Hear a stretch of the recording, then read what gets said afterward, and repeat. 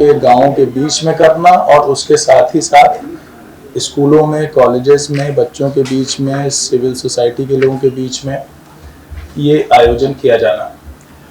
तो ये पूरा जो है वो एक तरह से आप महीना ही देख लीजिए कि हम लोग जो जनजातीय समाज और ग्राम हैं उनके उन्नत विकास के लिए समर्पित कर रहे हैं। साथ ही साथ उनकी जो संस्कृति है, उनकी जो जिंदगी है, उनका जो संघर्ष है, उस मुद्दे को हम लोग हाईलाइट करने के लिए ये बड़ा आयोजन कर रहे हैं।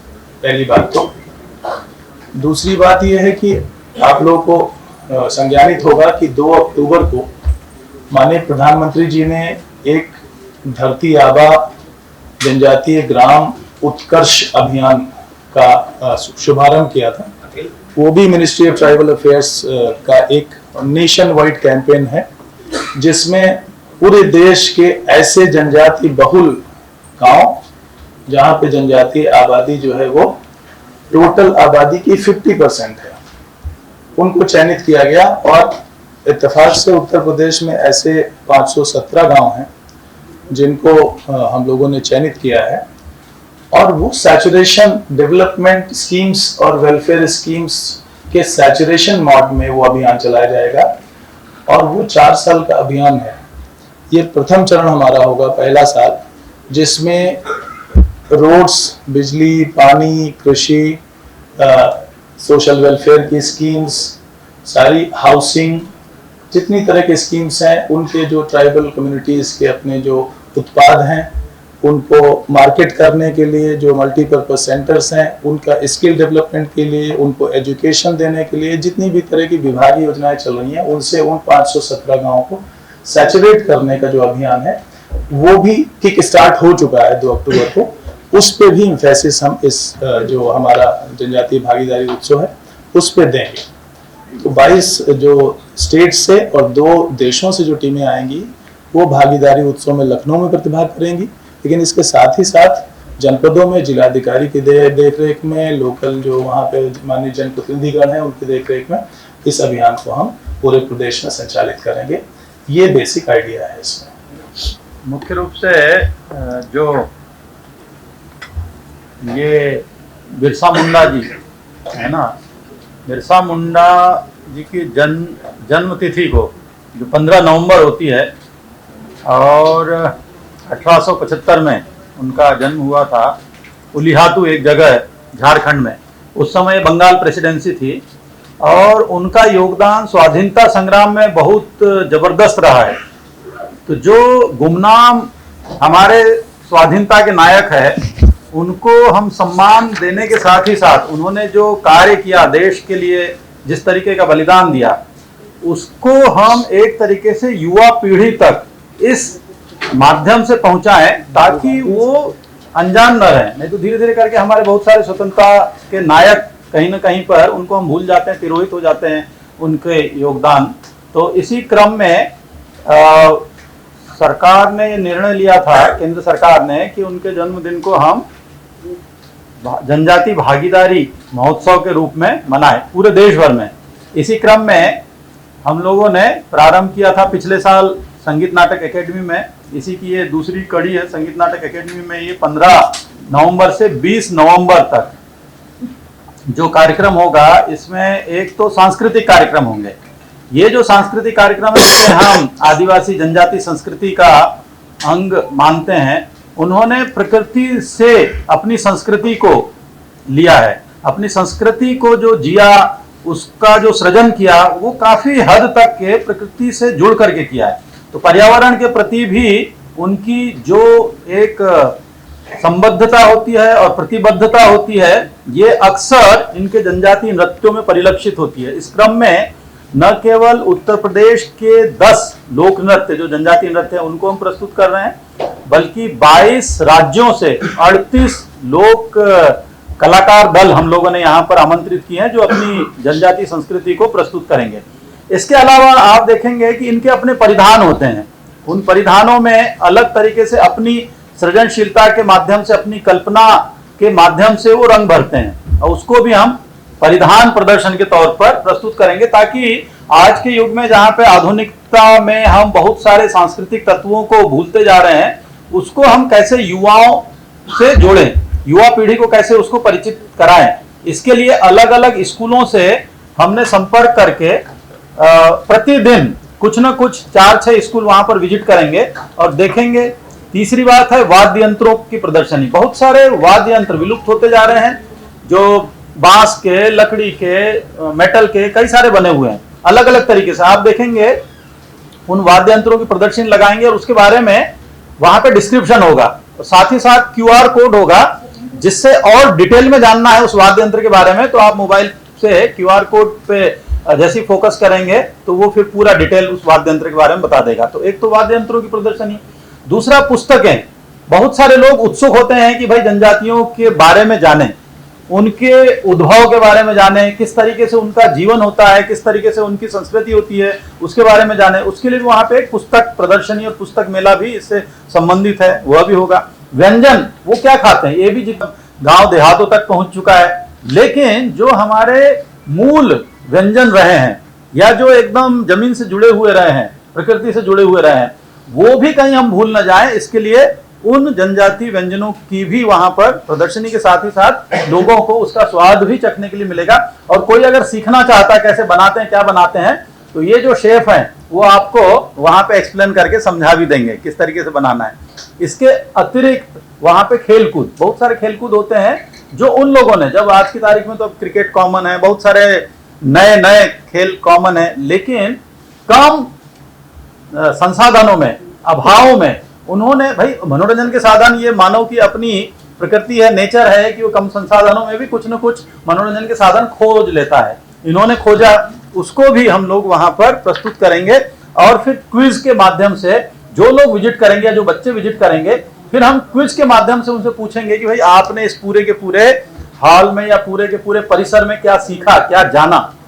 और फिर उनको हम इनाम देंगे, चाहे पुस्तकें दें, चाहे हम उनको छोटे छोटे उपहार दें, लेकिन ये इनाम भी हम लोग उन स्कूली बच्चों को देंगे ताकि वो जिज्ञासा और उत्सुकता के साथ में इस पूरे के पूरे आयोजन को अच्छी तरीके से समझ सकें। और शाम को संध्याकालीन, दिन में तो कुछ होंगे नृत्य, शाम को जो है अलग अलग दिनों में अलग अलग तरीके के सांस्कृतिक आयोजन होंगे।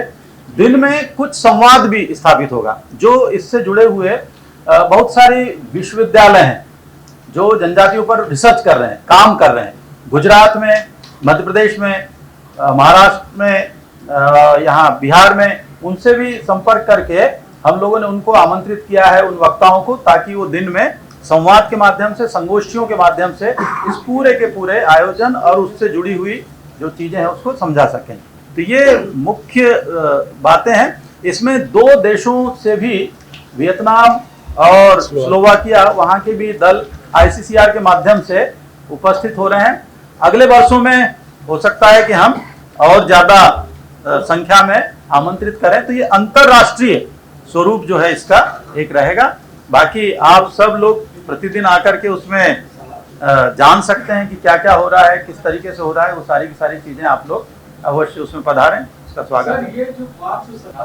संगीत नाटक एकेडमी का जो लॉन है, परिसर वही होगा। ये जो है, जो आपने पहला बस्ती, भदोई, बिजनौर, चंदौली, देवरिया, गाजीपुर, गोरखपुर, जौनपुर, लखीमपुर, आपको एक दिया गया ये पन्ना, इसमें लिखा हुआ है कि ये 47 ब्लॉक में 517 गांव है। उसमें एक दूसरा पन्ना होगा, उसके अलावा एक पन्ना और दिया है, उसमें धरती आबा जनजातीय ग्राम उत्कर्ष अभियान के बारे में पूरा डिटेल दिया गया है। तो ये जो पन्ना है ये आपको दिया गया है। तो सवाल है सर, इसमें पहले हम किस सवाल के जवाब देते हैं। तो इसमें जो 17 मिनिस्ट्रीज हैं उसमें हमारी ज़्यादातर स्टेट गवर्नमेंट्स में भी मिनिस्ट्रीज हैं, लेकिन जो गैस, पेट्रोलियम और इन सब जैसे कनेक्टिविटी का इशू है, तमाम गाँव में जैसे मोबाइल नेटवर्क काम नहीं करता है, तो वो भारत सरकार से मिनिस्ट्रीज को उसमें इंटरवीन करने के लिए कहा गया है कि उसको जो ग्रे एरियाज हैं वहाँ पे आप मोबाइल कनेक्टिविटी भी, इंटरनेट कनेक्टिविटी उपलब्ध कराएं। तो सिर्फ इसलिए नहीं कि गाँव के लिए, वहाँ पे शैक्षिक प्रतिष्ठान भी हो सकते हैं, बच्चे पढ़ रहे होते हैं, उनको भी ये सुविधा दी जाए। तो ये इसमें डिटेल में हम लोगों ने दिया है कि क्या क्या इंटरवेंशंस होने हैं। अभी तो इस साल का होने दीजिए, लेकिन हम लोग आपके जो सुझाव आएंगे या और लोगों का वहाँ जो फीडबैक होगा उसको ध्यान में रखते हुए आगे करेंगे, क्योंकि देखिए मूल जो भावना है, अभी जैसे बताया धरती आबा, जो बिरसा मुंडा जी हैं उनका योगदान को सबसे पहले हम रेखांकित करना चाहते हैं। वो इस मायने में कि इनके पिताजी ने इनको मिशनरी स्कूल में दाखिल कराया था, और वहाँ पे आप जानते हैं जो ब्रिटिश राज्य में अक्सर ये होता था कि मिशनरियाँ भी साथों साथ आई थी, बिजनेस व्यापारी भी आए थे, मिशनरियाँ भी आई थी, और उसके बाद में राज्य करने के लिए रूलर्स भी साथों साथ आ गए थे। तो तीनों ने मिल करके फिर देश में अलग अलग तरीके से जो किया वो सब सर्वविदित है। ये जंगली क्षेत्रों में जाकर के एक तो वहाँ के संसाधनों के ऊपर कब्जा करते थे, जो वहाँ के खनिज है, क्योंकि इनको रॉ मटेरियल चाहिए होता था, दूसरा वहाँ के जंगल है, और सब संसाधनों को तहस नहस करते थे। और दूसरा काम साथों साथ मिशनरियाँ करती थी धर्म परिवर्तन का। इनको जब इनके पिताजी ने मिशनरी स्कूल में दाखिल कराया तो मिशनरी वालों ने भी जिस तरीके चमत्कार करके बताते थे कि आपको जो चेचक है, आपको जो बुखार आ रहा है, ये सब दुरुस्त हो जाएगा, हम आपको चमत्कारिक तरीके से पानी देंगे, इस तरीके की बहुत सारी चीजें थी। इन्होंने वहां से स्कूल छोड़ा, कहे कि भाई ये एक तरीके से हमारी संस्कृति के ऊपर आघात है, और इन्होंने वैष्णव संप्रदाय को एक तरीके से अंगीकृत किया। और फिर इन्होंने कहा कि नहीं, इसमें हम अपनी संस्कृति की रक्षा करते हुए अपने संसाधनों की रक्षा करेंगे, और इसके लिए मिशनरी और शासक उस समय के उन्होंने इनको जेल में डाला, इनके 500 साथियों के साथ में, और उसमें भी अपने यहाँ के लोगों ने किसी तरीके से जासूसी करके पकड़वा दिया था। और वहाँ पे फिर ये कहा जाता है कि अंग्रेजों ने फिर धीरे धीरे करके जहर देके उनको वहीं पे मार दिया। तो ये जो बलिदान है उसके आधार पर पूरे झारखंड, बंगाल, बिहार, छत्तीसगढ़, बहुत सारे राज्यों में इनको धरती के भगवान ऐसे कहा जाता है, धरती आबा। तो उस नाम से जो ये विकास का एक कार्यक्रम है, सरकार वो उसने प्रण लिया है कि सरकार इन जो 517 जो हमारे गांव हैं उनमें आयोजित करेगी। दूसरा जो अंतर्राष्ट्रीय स्वरूप देने का मकसद ये है कि इनकी अपनी, देखिए हम जिस तरीके से बहुत ही आधुनिकता के दौड़ में जा रहे हैं, आधुनिकता के दौड़ में कहीं ना कहीं हम प्रकृति के साथ में बहुत ज्यादा कुठाराघात भी करते हैं, उसके साथ में बहुत ज्यादा अपने आप को दूर करते हैं जमीन से। कैसे हम जमीन से जुड़ करके अपने सांस्कृतिक तत्वों की रक्षा करें और प्रकृति से जुड़ करके अपने विकास को आगे बढ़ाएं, ये एक दृष्टि तभी हम स्थापित कर पाएंगे जब हम अलग अलग जनजातियों की जो जीवन शैली, उनके खान पान, उनका व्यंजन, उनके परिधान, उन सबको एक स्वरूप देते हुए एक स्थान पर प्रदर्शित करते हुए लोगों के सामने प्रस्तुत करें। ये एक मंच बनाने का प्रयास है कि इस मंच के माध्यम से पूरे देश के, पिछले साल हमने पूरे देश के बुलाए थे, अब हमने एक दो बाहर के बुलाए कि भाई उनकी भी अपनी एक संस्कृति है, उनकी भी एक अपनी पहचान है। पूरा विश्व वसुधैव कुटुंबकम की भावना के साथ अगर हम देखें तो पूरे विश्व के जो भी मानव समुदाय है उनमें अब अपनी संस्कृति के संरक्षण के प्रति एक चेतना जागृत हुई है। सर वही देश है, अभी और देश आगे बढ़ाएंगे, क्या प्रयास किया जा रहा है बता दीजिए। प्रयास करेंगे, हम ICCR से अनुरोध करेंगे। हम हैं देश के दिल, उत्तर प्रदेश की धड़कन, उत्तर प्रदेश टाइम्स।